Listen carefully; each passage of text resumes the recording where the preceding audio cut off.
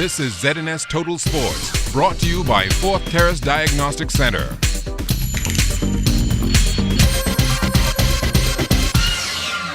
Welcome to sports, everybody. Family and friends made their way to Bahamas Faith Ministries this morning to bid a final farewell to King Eric Gibson. Speaking on behalf of the sports community was the minister responsible for regattas, the Honorable V. Alfred Gray, and King Eric's longtime friend and co-worker, Stafford Ambrister.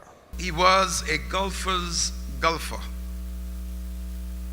He was a sailor's sailor. King Eric was consultant and advisor on regatta matters in my ministry. And we did not always agree on everything, but we always respected the views of each other. While growing up in my native home, South Andros, there was a common phrase used by many about racing. They say the race is not for the swiftest, but for those who endure to the end. And I believe King Eric took that the opposite. Eric was leading a race one time in the Queen Drusilla when she was new. Eric was in front for about a lap and a half, about 2 miles in the front.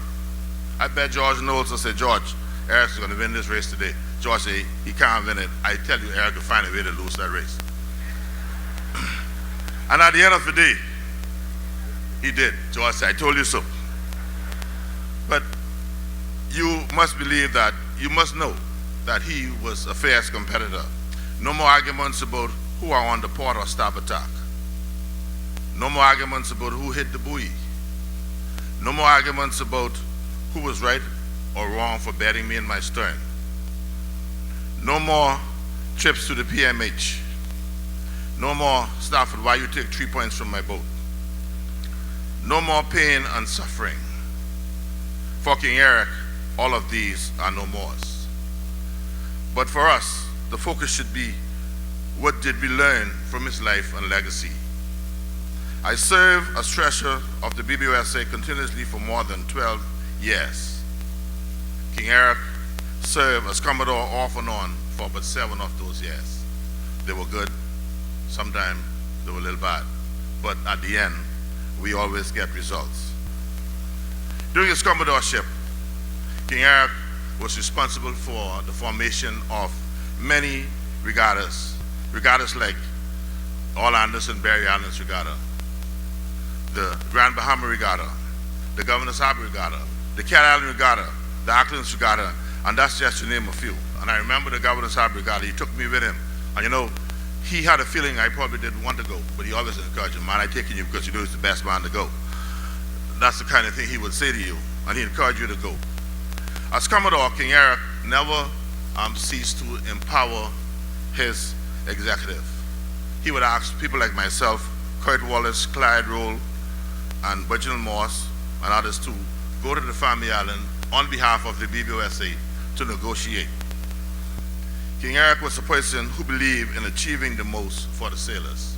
So much as that when he asked me to prepare a budget for the regatta, he would say, Stafford, let's take the price down to 5th price. You know, we had a little argument about that. I'd say, King, man, you know, we only go to 4th price. He said, but look, the sailors should get more. I'm told that King Eric, if not the first person, he was one of the first persons that used to pride in the National Family Island Regatta. I truly believe it's correct to say, even though multi-talented as he was, his major focus was set on sloop sailing and sail making.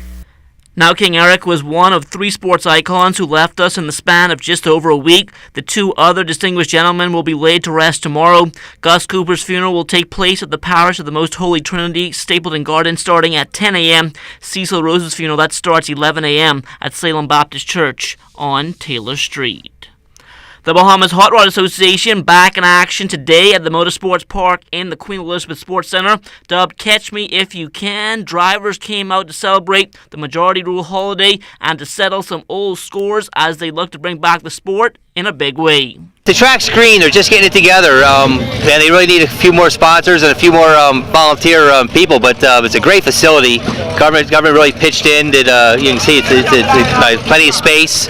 Crowd's starting to come out, and see a lot of guys getting ready to get their cars out of storage. They've been in storage for the last 3 years, so we're looking forward to have a lot of fun here this year. Talk a little bit about how this track compares to some of the other tracks you've raced on. Oh, that's hard to compare, because I mean I was actually in the States when I was growing up younger, and we had they had a lot of sponsorship and private monies and Class A facilities. This is right now we're in a Class B facility, but NASL's come a long ways. You can see they have safety provisions in place. We're getting ready to build a few more buildings here, but it's just hard to say. But we got some work to do here. That's no lie. Talk a little bit about what all goes into what you actually do out there. Well, drag races are it's a fun sport, so there's very little reward in here. You don't make any money at it, so it's a hard-earned equity. But everybody knows everybody for years, so it's a lot of camaraderie. So we all compete against each other's personal pride, and just self-reward. Getting the most out of you can on a given day of your vehicle with what you have.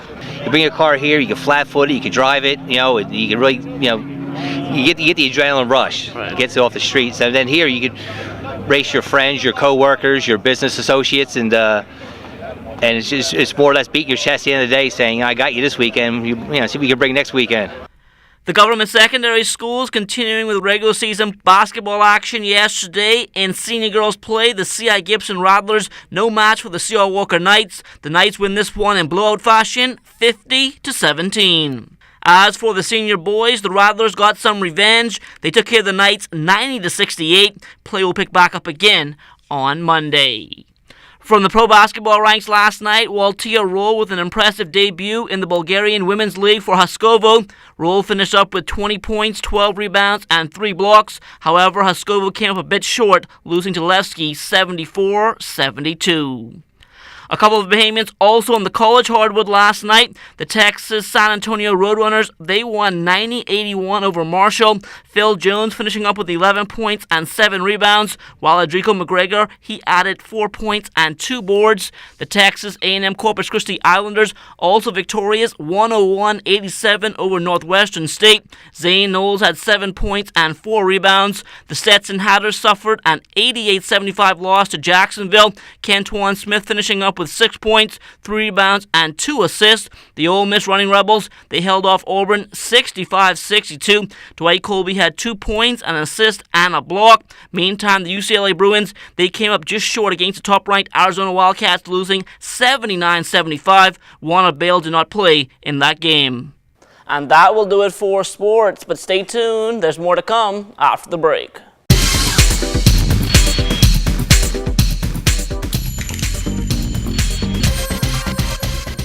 This is ZNS Total Sports, brought to you by Fourth Terrace Diagnostic Center.